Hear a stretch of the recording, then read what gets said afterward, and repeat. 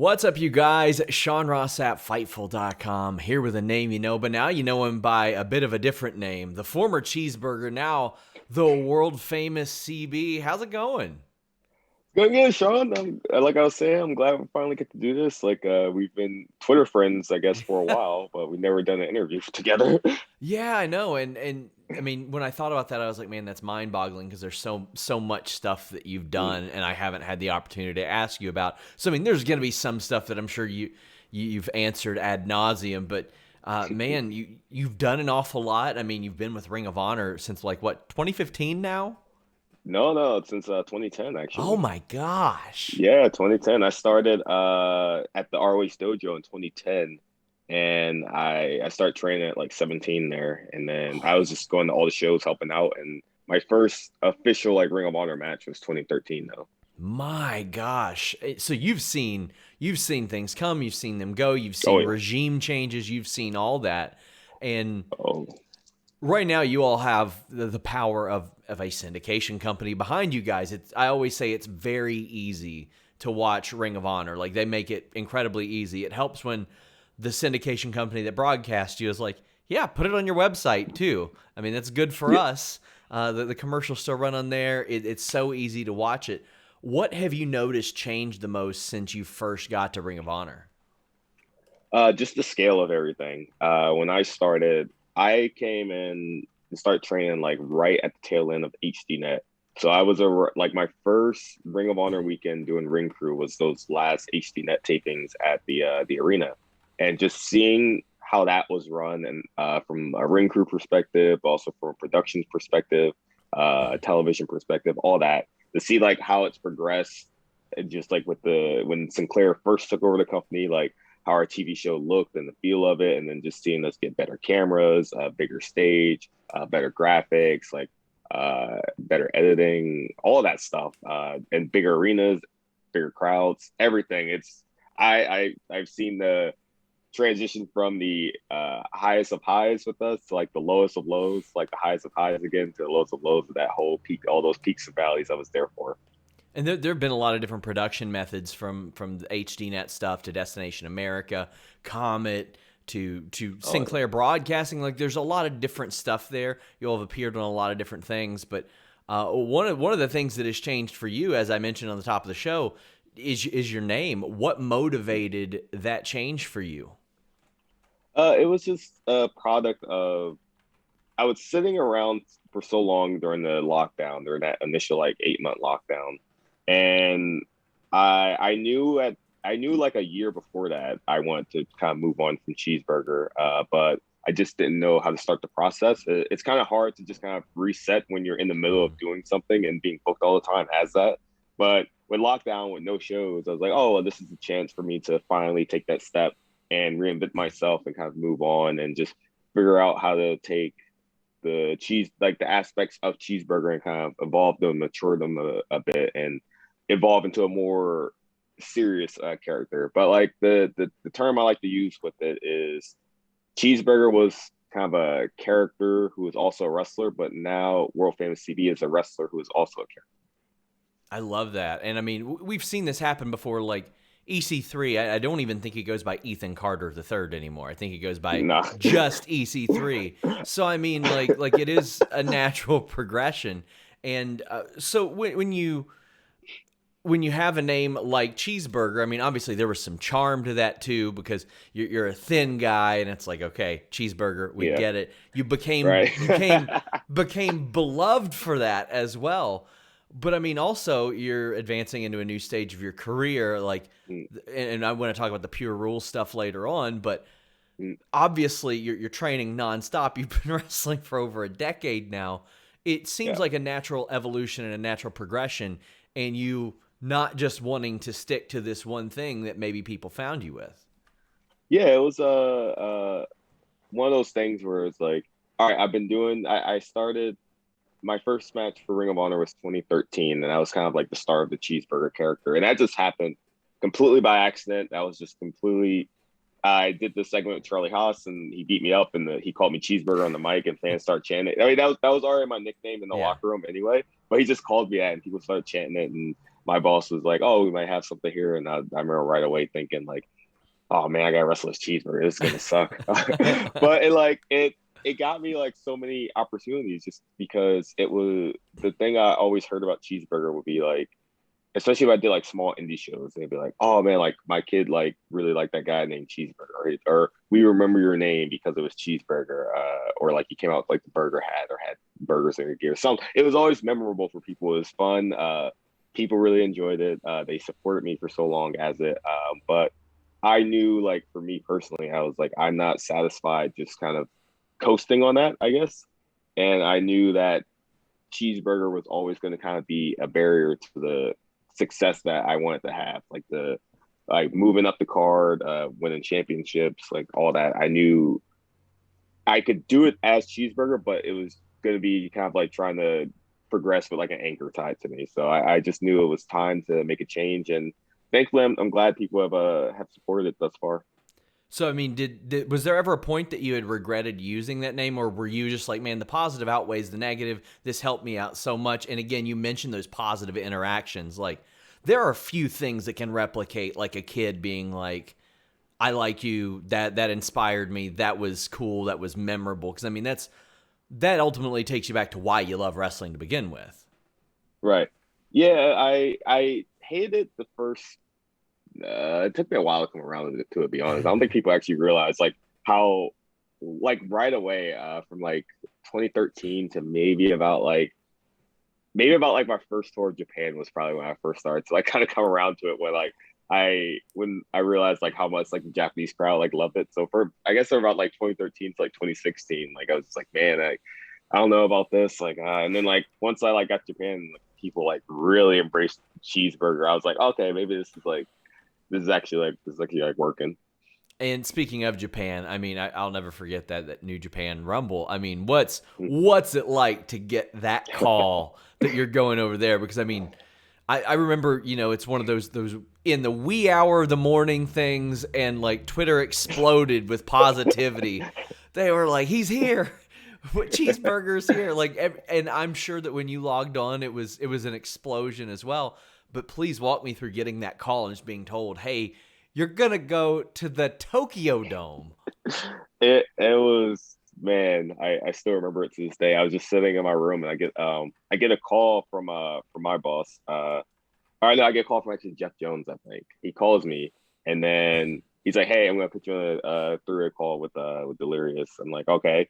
And I'm like, right away, I'm like, "All right, a three-way call with two people from the office. That's am I getting like fired or something?" I'm like that's like that like never like happened. I was like, "Oh, it's kind of weird." So then they call me, they're like, "Oh yeah, they're New Japan wants to, bring you over." And that's a whole other story I can get into, like why they brought me to the dome in the Sure. first place. But they called me, they're like, "Hey, New Japan wants to bring you over to the dome. Like you're booked for the Tokyo Dome." So like I remember just like sitting there, just in like my jaw like dropped, like just sitting there and like, oh, they were like, "Oh, hey, are you still there?" Like I'm just like speechless. Like I almost like dropped the phone out of my hand, because going to even before wrestling, I always like wanted to go to Japan, and then when I got into wrestling, like my goal was never like say like I mean I thought it would be cool, but my goal was never like to get to WWE. It was always to wrestle in Japan. That was the style of wrestling I was a fan of, like New Japan, like All Japan, and especially guys like Liger, like Great Sasuke, like Ultimo Dragon, like all those guys. They made me really fall in love with wrestling. Going to Japan was always like that top dream for me. And so I mean, yeah. Explain to us like why you were going there. Was it something different? Was it something besides the New Japan Rumble? So it was the way the initial first tour happened, and I like to tell this to my students because it's actually like a really good lesson in terms of just like how to treat people and how to be helpful to people and how to just kind of like try and help people but not expect anything. Mm-hmm. So like when New Japan guys were coming, I think they first came 2014, they came in 2015, and I went over 2016. So 2014, they were staying in King of Prussia, I believe. And I was kind of like the closest like person like in on the roster like to them, especially like as a student at the time. And it was just like, "Hey, these guys are here for like the next few days in King of Prussia. Like, can you help them out if they need like a ride anywhere, if they want to go like Philly or something like that. Like you take them around. Like so I was like, sure. So I was kind of like their ride while they were here for a few off days. And me and my friend, we took them to Philly. We showed them around. They wanted to see all the like a bunch of the guys that were there at the time. They wanted to see all the stuff from Rocky. We took them to a bunch of monuments from Rocky, and I think something else in Philly. We took them to like the Rocky statue, like Rocky's house, like Mickey's gym, like Adrian's pet, like all that stuff. They wanted to just kind of go around and see everything. And they were very, very, all the guys there in New Japan are awesome. They were very thankful. So then when they came back in 2015, it was just like, hey, like, do you want to like take care of them again? Do you want to like show them around and everything? So I just became that person that was like, all right, they trust you to kind of show them around and kind of take care of them while they're here, and just make sure they get to the shows and everything, and take care of them during the off days. So, and then that a few months later, I got the call from the Tokyo Dome, and literally I was told like they booked me like for the Tokyo Dome just as like a thank you, for like, hey, thank you for taking care of us when we're in America. That's awesome. That's it just that is so cool. And I never would have in my wildest dreams expected that. And then you're back the next year. I mean, well, you're back the next night. Then you're back the next year, and New Year's Dash for that, and then the next year, and then New Year Dash for that. So and they bring you back even more, like a couple times after that too. I'll tell you. I'm starting to realize this now. My wrestling career is just a series of just like coincidences with like. Originally I was booked just for the Tokyo Dome. Just for the Rumble. Mm-hmm. I wasn't originally booked for Corkin the next day in New Year's Dash, but because of the reception I got like that when I came out the Rumble at the Tokyo Dome, they ended up booking me the next day for Corkin Hall and like the 10-man tag. And then after that, it was just like, oh, the crowd likes this guy, so let's start bringing him back for like regular Rumble appearances. I love that they're just like, oh, good reaction. Let's put him in the ring with Liger and Tiger Mask and like Fujiwara and people like that. Oh, yeah, I was like, just that man, I was like, just seeing like the lineup. Like, I had no idea like what I was gonna do the next day, and I saw the lineup. I'm like looking at the list of names. It's like Fujiwara, like Tiger Mask, like Liger. Like I'm like, oh man, I think Saito was in there. Someone else was in there. Maybe it was. I'm trying to remember who the teams were. But like it was like. Oh, sorry. Go ahead. No, it's just like one of those things. I'm just reading the lineup. I'm just like, I don't belong here right now. The next year was even more interesting to me because like you're in there at New Year Dash with like Omega and Scott Norton, who is like the nicest guy. I interviewed Scott Norton. He's so nice. I interviewed Scott Norton, and he spent the entire time putting over NWO Sting. The whole time. He was just like, this guy was over. This guy was so over. He's wonderful. Dude, he's such a nice guy. I hung out with him and his wife in Japan, and there's oh my god, he's like super intimidating when you first meet him. Scott Norton is huge, but like super nice guy. And one of the things that actually every time I went to Japan, I was super nervous. But I remember like being super nervous for like the second dome, and I remember this is actually kind of a weird story, but like what helped kind of calm me down a little bit was I remember like. I was kind of sitting there at Gorilla, and Scott Norton, I think, was going to go out either like after me or like before me. And I saw him at his first time back in Japan for like a long time. And I could see like he was kind of like nervous, and that like kind of calmed me down. I was like, well, all right, if someone like of Scott Norton's level can get nervous too, like all right, it's okay to be nervous. And I was kind of like started to kind of like relax a little bit. Man, that's amazing. And obviously there was the Jushin Thunder Liger thing where, I mean, you all were tied together for so much. Yeah. I mean, and it's got to feel good that a legend like that is like, this is the guy I like. I want to be on screen with him more. Because quite frankly, if Liger doesn't want to be on screen with you, you're not going to be on screen with him. Oh man, he's Liger is, I always say, he's like the epitome of what I think a legend is. Like, he is a guy that is just, obviously a fantastic wrestler, has a huge career of accolades, big matches, all that, but is still so willing to not only be humble, but help the younger generation, give them advice, like just open to new ideas, and just in general, just like a guy of his stature could flex like his legend status like all he wants. Nobody would complain, but he's just like just a great guy to be around and talk to, and just so like just chill and like relaxed and so humble and just like so cool and so helpful to be around. Like I'm so glad to have that, to have had that opportunity to just tag with him and like learn from him and everything. And man, he was my favorite wrestler. Or he is my favorite wrestler. Like, and I remember I was like, we were out to dinner one time and Liger wasn't there. Like with the New Japan guys, they asked me who my favorite wrestler was, and I told them it was Liger. And I was like, oh, cool, he's not here, so I can actually like say like it's like it's Liger, you know. And then I think they like told him the next day, and like after we took him from Philly, he had given me like a New Japan shirt, and like I get without me even like asking, he like drew like a little Liger picture on it and cool. autographed it like to Cheeseburger. That is so cool. And I mean, you're one of the few guys that hasn't been to WWE that has, and probably hasn't been contracted technically to New Japan, that worked MSG and the Tokyo Dome.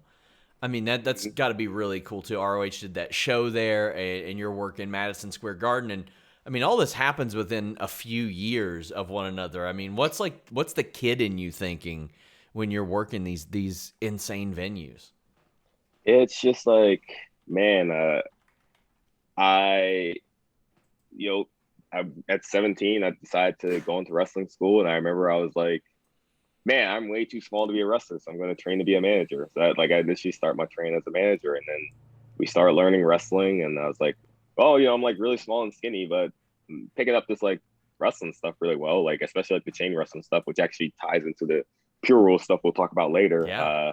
But like, I was like, man, I'm really starting to pick up this wrestling stuff. Let me give it a try. So I asked my trainers. They were like, oh, yeah, you're doing good. You can be a wrestler. And then just, I was like, well, we'll see how this goes, but I'm probably not going to do too well at this because I'm like super small and skinny. And just like over time, just seeing people like support me and help me get to this level, and having the support from, my friends and family and the fans, everybody, and just having these opportunities to do the Tokyo Dome, Madison Square Garden, Corkin Hall, and even recently going to Alaska to wrestle. Like, I think that would be a possibility, How has the Alaskan scene just blown up? That's amazing to me. It's awesome, man. They're like, every few months, we're going to go to Alaska. It was like, I mean, there was really no scene here. There was like one like really small company before WrestlePro like started WrestlePro Alaska. There was like really nothing here. Like there wasn't even a wrestling school here. And like the only wrestling school in Alaska started 2 months after WrestlePro Alaska started going there regularly. And like when they first started, they had like 4 students, and that was like 2 years ago. And I was just there a few days ago, and they now have like close to 30 students, and like the scene is starting to boom in. They're doing monthly shows. WrestlePro is going there every few months, doing these huge shows, drawing great crowds. I won the first like WrestlePro Alaska tag titles with LFC. Like it's amazing out there. I really love it out there, and it's cool to see like the students they have there and like their crew. Like they look like when WrestlePro comes like every like few months. Like that's like their like what's the word? Like their WrestleMania. They're like, all right, everything's dropped. We're hyped. Like we're gonna do shows, and the students are wrestling shows, and that's what they look forward to. And it's so awesome to kind of see them get that opportunity, like on the bigger stage, being like in the shows, being like live streamed, and people like around the world getting to see what they've done. And they're just, I like that especially when like people like myself and like like Jay Lethal was there last tour, and like a bunch of other people that have been in it for a long number of years. They get a good array of people on those shows. Yeah, and all the students are picking our brains. Like they're asking questions. They just want to get better, and they're so hungry for this. That I think that's so cool to see, because like in America, not America. I keep saying that when I was in Alaska. I was like, in America, like in the mainland, like the lower 48, like we have so many opportunity here, so many wrestling schools. Like, but that's like all they have. So I think it's cool, like how grateful they are for that. You mentioned LSG, a guy that you faced recently in a Pure Rules match. I love the Pure Rules division. For even just the reason of people who might know you just as Cheeseburger and might typecast you a certain way, they see you in a Pure Rules match and they're like, oh, damn, look what he could do. Mike Bennett's a good example, too. A lot of people typecast him for the way that he would wrestle in Impact or WWE, and then he gets in there with Gresham, and people are like, oh, damn, didn't know he could do that. And it's such a unique – it's like familiar but new.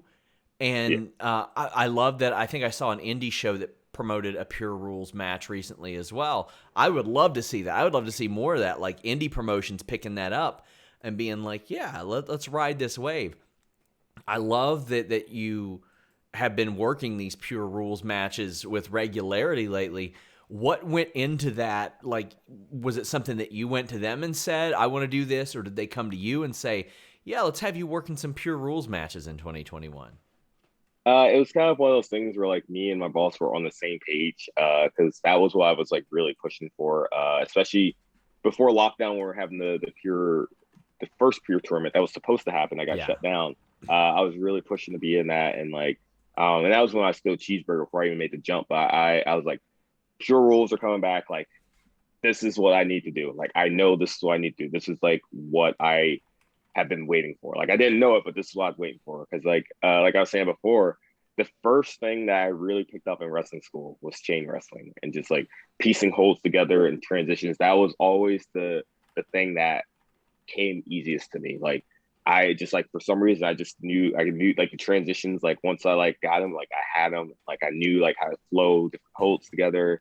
And I was always like studying different things and just trying different things in training. That was, and like when the Pure Rolls were coming back, I was like, all right, this is what I know I was here to do. Like, I can do this style. Like, this is my opportunity to show people that Cheeseburger can wrestle. And then obviously that pandemic happened. I changed more famous CB, but it ended up working out even better because like right when I come back, I'm right in the Pure division. Like, first time they see me, I'm back, new gear, new look, new character. I'm against Tracy Williams, and I get complete reinvention. Go at it.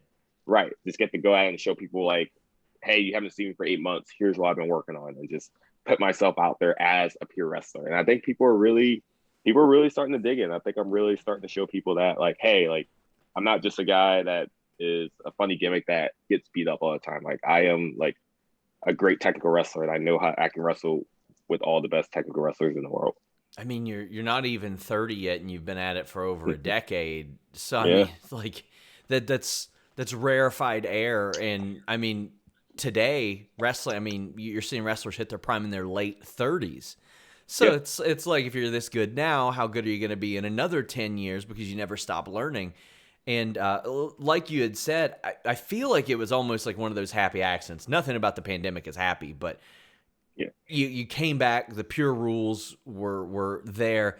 I felt like for you doing sort of the rebranding, the renaming, I felt like this was, I don't want to say best possible case scenario because of the pandemic, but it fit all so well that it happened simultaneously.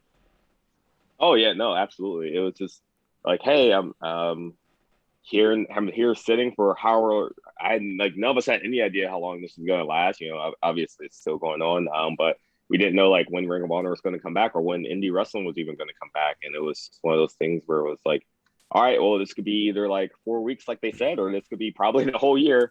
You remember that when we were supposed to be out of this in like 4 weeks, like initially at the start. We were all like, yeah, we'll be fine when it warms up and summer's here. Yeah, it was like, oh, it was just wait till summer, we'd be good. But it was like I could either sit around and just kind of wait for this to end, or I can like, you know, get in the gym. I started getting into shape, started putting on some size, started trying to get some muscle, and I started just really like dialing in on like what I wanted to be as a wrestler, and really focus on what I want to be as a character, as a wrestler, like in ring, out of the ring, how I talk, like how I look, everything. I really had a chance to just like take a step back and dial that in. And I think I feel like I utilized my time during that lockdown very effectively to produce world famous CB. That's another thing about the pandemic. We'd see guys like you, or we wouldn't see guys like you or Jordan Oliver for months, and you come back and it's like, man, they got bigger. I heard. Yeah, Jordan put a lot of size in the pandemic too. Yeah, because it's one thing to see somebody every single week, and it takes you longer to notice. But when you don't see them for 4 or 5 months, it's like, well, damn, you can tell they put time in the gym. I mean, it was like, oh, sorry, go ahead. No, go ahead. It was like that one. I remember at one point, like, just seeing Gresham, I was like, Gresham got like really big. Like Gresham got like jacked, because we would see him all the time. It just like kind of popped up out of nowhere. It's like, when did Gresham get? Like everyone's like, when did Gresham get like so like jacked? He's built like a fire hydrant, man. Like if you run into him, you're gonna fall down. I mess with him all the time. Like, if you'll see him walking. I'm like, all right, everybody, clear path progression. Like he's walking, he gets so Yeah. bad. He's just like walk. He's just like wide. We're just like, all right, we got clear path. I just like to imagine him and Jordan just shoulder blocking each other from opposite sides of the room and being like, Oh which man, one of y'all are gonna fall down? Like, they have like a home gym now. It's just like they just work out all the time. could you imagine the workouts in that house? God, Jeez, oh man. man, The deadlifting that goes on in there, yeah, unreal. man. So when you've been associated with a company like Ring of Honor for 10 years, but you're still super active on the indie scene. You're all over the place. You're working GCW against probably the greatest worker in the world, Nasty Leroy. You know, Oh man, do we have a section to talk? Are we going to talk about Nasty Leroy? yeah, of course we are, because one of the questions when I solicited, I was going to ask you about recruiting talent for Ring of Honor, but when are you going to put some respect on Nasty Leroy's chops? When's that going to happen? Never. So I mean, Never. He wants to rematch, but no, his chops are fine. He told me he has Eddie Kingston chops, and You think I that haven't until he chopped goes Kingston, full but Nia Jax on you next time. I've been chopped by some of the hardest choppers in wrestling. I've been chopped by Roger Strong. I've been chopped by Haku. I've been chopped by like Kojima. Like, So why are you Nasty mentioning Leroy, them when you just got chopped by Nasty no, Leroy? Why Nasty is Leroy is Haku not on that level. No, Why is Haku even in the conversation right now? That's no. disrespectful to Leroy. He will not get any respect on his job. I told him I respected him as a competitor. And we had a great match and a hard fought match, but he wanted me to say I respect his chops, and I refused to. Nope. He's gonna rip somebody's eyeballs out, and nobody's gonna talk about Haku anymore. We have a. I think we're supposed to be on Twitter trial at some point.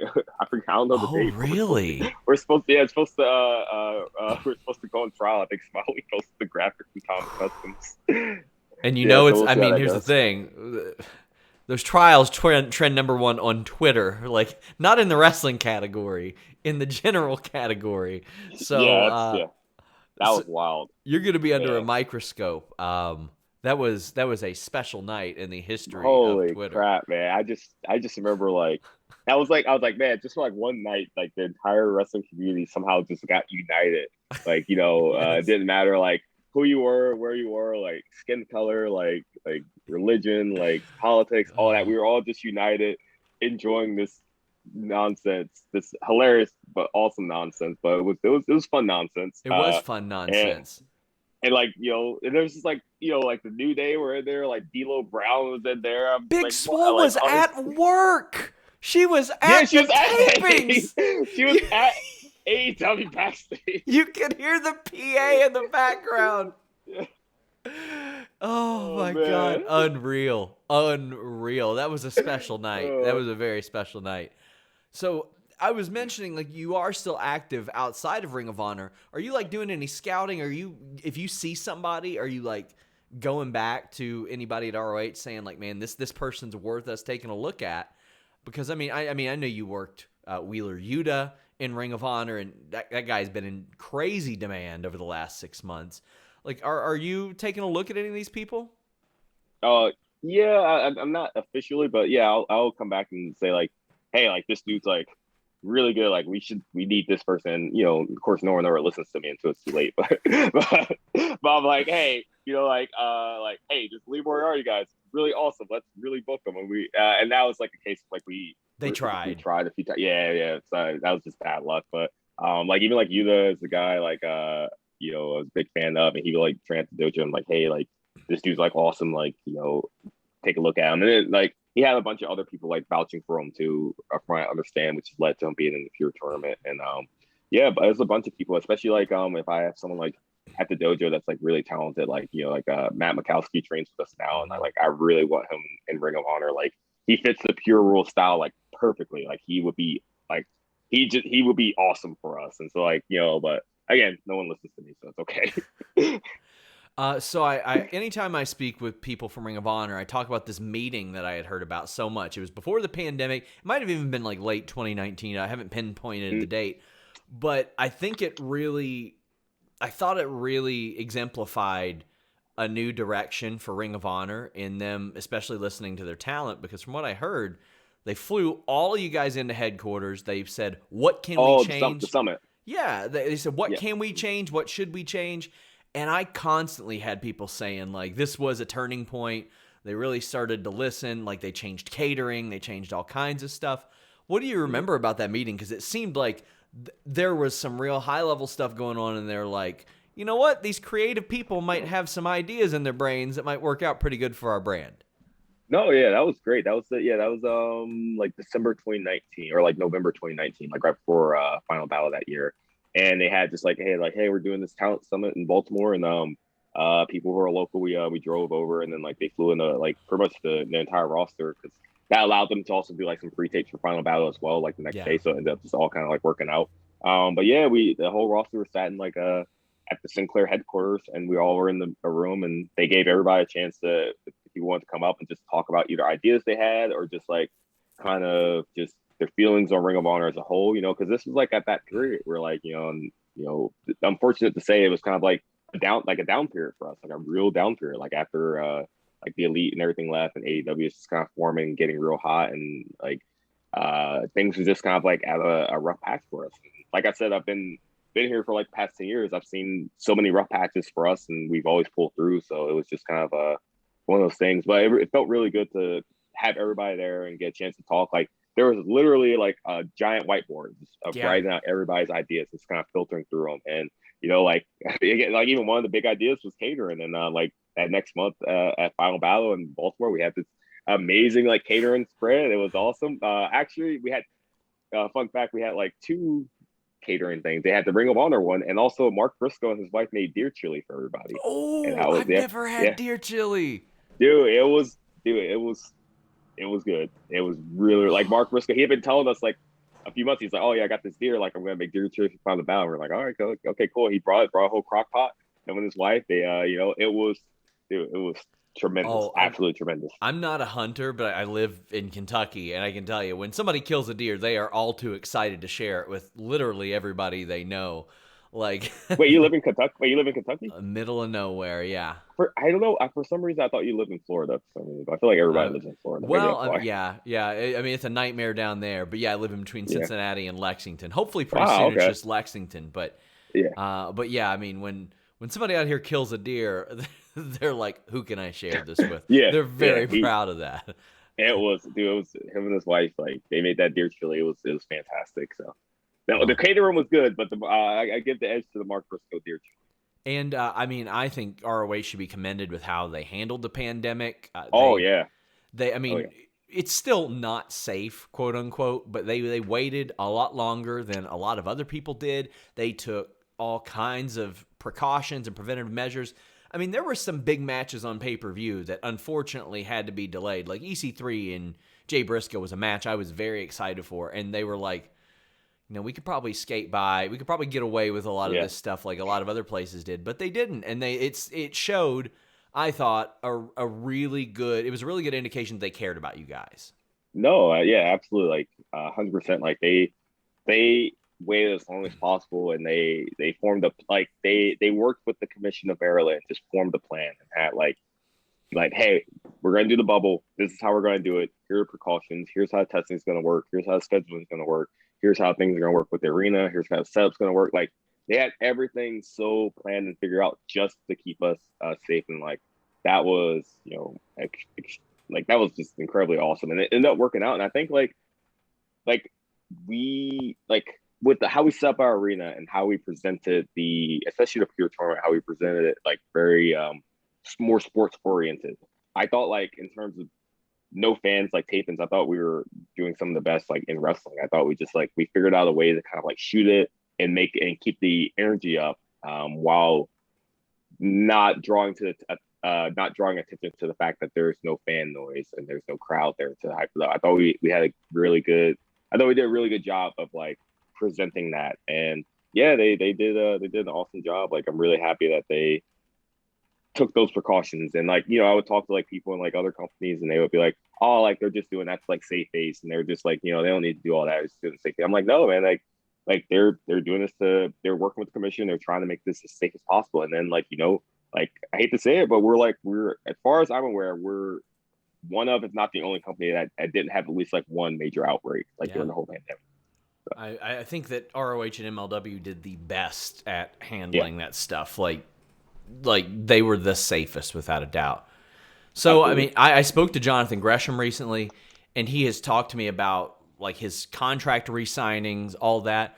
Like, are you under a full-time deal? I know LSG wasn't signed at one point. I don't know if he still is unsigned, because I noticed you take a lot of indie dates as well. So they have like it's kind of like two tiers. It's like kind of like Mm-hmm. the salary, kind of like exclusive, like hey, you can't take indie bookings or though. Although I think now they're like, especially with the pandemic, I think they've gotten a little bit more relaxed on that. Where Sure. like people like say like Gresham and like Shane Taylor are starting to kind of do more bookings and kind of like take their belts around like different indies as well. And then there's kind of like the more per appearance side of things, where it's Mm-hmm. like, all right, you're per appearance, but you can also you're kind of have free reign to kind of go make money on the indies as well. So I'm in like that latter tier right now. So, I mean, he has said, he's like, man, I can't see myself going anywhere else. Like, how are you feeling about your future? What kind of goals do you have within Ring of Honor or maybe even outside? Yeah, I have been here for so long and I've seen so many different changes, but I love the vibe here. Like it's kind of weird. I guess in a way though, it's good and bad because I have like kind of like that bubble mentality where like man, I started working in this company like so young and I literally have grown up here. Like I've Yeah, grown up here from a teenager to like an adult now. And I haven't had that experience of like all right, I have to go kind of like say I do like a W tryout or like go work for like other places or like kind of like try and like get my foot in the door other places. It's like, oh, the Ring of Honor has always been here and been the constant. So like, I this is what I consider home right now. And like I love it here. I love the vibe. Like I love the people I work with. I love the locker room. Like it's just like this is just a family I've grown up with for the last few years. And there's been, some additions and subtractions, but I I always love like the vibe we have in the locker room. So like currently, like I'm happy here. I enjoy Ring of Honor. There's still so much I want to do here. yeah, I still want to, I want to win a title here. I want to like keep moving up the card. Like I want to. If I do leave Ring of Honor at some point, I don't want to just be a guy that was just like, oh, he was here for a bit and just kind of like left. I want to be sure. someone that has my name in that like history book in some capacity for Ring of Honor, whether it's like being the first time ever to like do something or like a champion or whatever it may be. I mentioned Tokyo Dome and MSG. I think it's the Now Arena now, the former Sears Center Arena. It's another one you Oh worked. You yeah, did you did all in. Uh, yeah, that was oh yeah. and I know that was, quite frankly, ROH had an awful lot to do with that Right. show. But what's it like knowing that this show, quite frankly, it did change wrestling? You're getting the call for that too. I mean, you're in there with just this eclectic group of entertainers and wrestlers. It looked like it was a blast. It was man, that was holy crap, man. That was wild. I think we all kind of had the same vibe, like, hey, something like this is something like big, right? Like the show sold out in like 10,000 tickets, like 30 minutes. Like Yeah, we were all like, holy crap. And then like just we were like just as we were in that, we were like, something this is game changing for wrestling. But we didn't know like to what level it was. Like we knew like we like, obviously like that was way before like AEW became a thing, but we knew like something's evolving in wrestling. Like there's something like going on in wrestling that's changing and evolving. And I think everyone on that show like felt that. And that was special, man. That was awesome, man. We got that Cracker Barrel catering too. That was pretty awesome. Uh, that's did you see that the tweet I wrote, the Rey Mysterio story I wrote from All In like a while back? no, I didn't. Please tell Uh, me this. it was see that main event they did, that like incredible main event they pulled off in like 8 minutes somehow that saved the pay-per-view. Um the if you watch that, I think the full match is up on like ROH YouTube, but like because obviously the show's like very pressed for time, so it's like all right, we gotta go. Like we only have like 10 minutes to pull this main event off. So if you watch the entrances, Rey Mysterio's music starts playing and like everything's like discombobulated because like yeah, again there's like so they're very short on time, so they're waiting for Rey, like Phoenix and Bandito. So Phoenix and Bandito they just have to go out without Rey while Rey's music playing because like what happened backstage is like Rey, like he was like sitting backstage and they're like, yo, we gotta go, we gotta go. So Rey starts like running. The arena's like huge. He starts running across the arena. He forgets his mask in the locker room. And he stops as the guy turn around. Like somehow Rey Mysterio of all people forgot to bring his mask as he's running to Gorilla. He just has to turn. He sprints back, grabs his mask, comes back, sprints to Gorilla, has to put it on, has to tie it, and comes out the curtain. Like he did like 3 wind sprints back and forth before he even ran out to the ring. Oh my Dude, it was God. wild. He was just racing across the arena. I'm like, how did Rey Mysterio of all people forget his mask? That is unreal. And I Yeah, mean, that show was already short on time anyway. 'Cause yeah. So Rey's entrance ended up being like 5 minutes because like they're Mace and Bandito are waiting and they just go out and they go out and then like a minute later Rey finally comes out. unreal. Because I remember the Okada Marty match, like everybody was like, man, that went Yeah, way, way over. yeah, And that then was this happened. Oh no. Damn. yeah, yeah, going overtime. It was So, I mean, wrestling though. obviously that was the catalyst for AEW, and we've seen all the Forbidden Door stuff. We've seen all that, but we haven't necessarily seen ROH get involved as much. But they have shown that they are willing to work with other companies in the past. And it was actually, I think it was probably late 2019, early 2020. It was somebody from Ring of Honor that like told me on the low. They were like, these companies get along a lot better than you would realize. And Right. I couldn't have possibly fathomed how it is now. But I mean, I think we're looking at 2022 if like AEW and Impact and ROH and New Japan and any one of these Mexican promotions run a show together, I think they're selling out 40, 50,000 seats. I Yeah. mean, what do you look at as the possibilities of this, being a guy that has navigated those political waters an awful lot between companies? Man, like I just feel like the more people in wrestling can work together, like the better it is. Especially going up against like a giant like WWE. Like just the more like all of us can like. It doesn't have to be like hey like a full thing, but even just like a little like dip here and there. Like one person from here goes here, one person from there goes there. One person here. Maybe one person from here wins a belt here and defends it around these other companies. Like I just think that's better and healthy for wrestling. I think at the start there were probably like a little like hard feelings, but now I think it's just kind of like all like just I think it's kind of like very what's the word I'm looking for? Just like there's like I think there's like that like animosity towards at the very beginning. I think and I do think like if the right person kind of made that approach, like Ring of Honor and AEW and all these other companies could like possibly work together. I think it just takes the right person kind of making the right argument and talking to the right people on the right day when they're in the right mindset.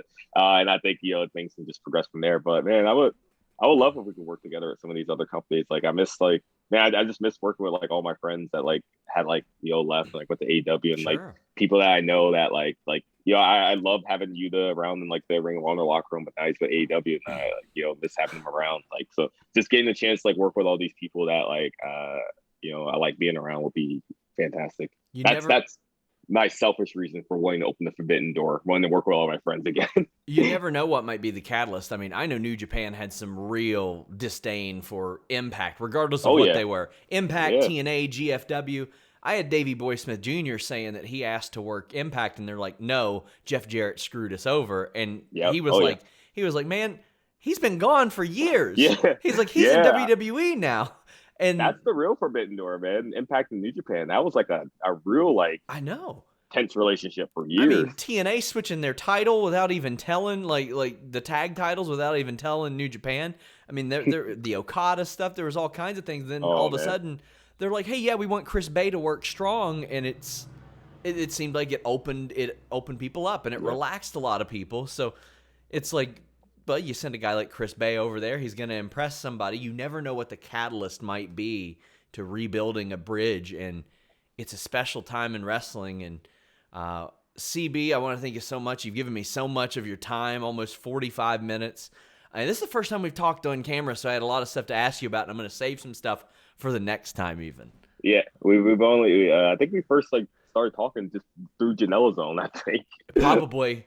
Oh my god! Yeah. See, I was putting respect on Nasty Leroy's name in the Janela Zone. Oh man, those were the days. Early pandemic, Joey Janela going live like for like 3 hours every night, starving for content. Just like, oh man, how can I be entertained? I miss those days, man. Just like Janela Zone every day, and then we all were introduced to Nasty Leroy, him and Joey going live. Unreal, man. Well, you guys can check out ROH. It's so easy to watch their show. You can go over to their website. You can check your local listings. Obviously, Honor Club. World famous CB, anything you want to tell the people before we go? Thank you everyone for supporting me. I really appreciate it. Like from Cheeseburger to world famous CB. It's been a long journey, a hard journey. But there's so much more I have left to accomplish, so much more I want to accomplish, whether it's in the ring or like as a trainer, like with my school. Like I just want to keep progressing upward and making wrestling better. Guys, thank you all so much for tuning in. CB, thank you so much for all the time. Until next time, guys, we're out.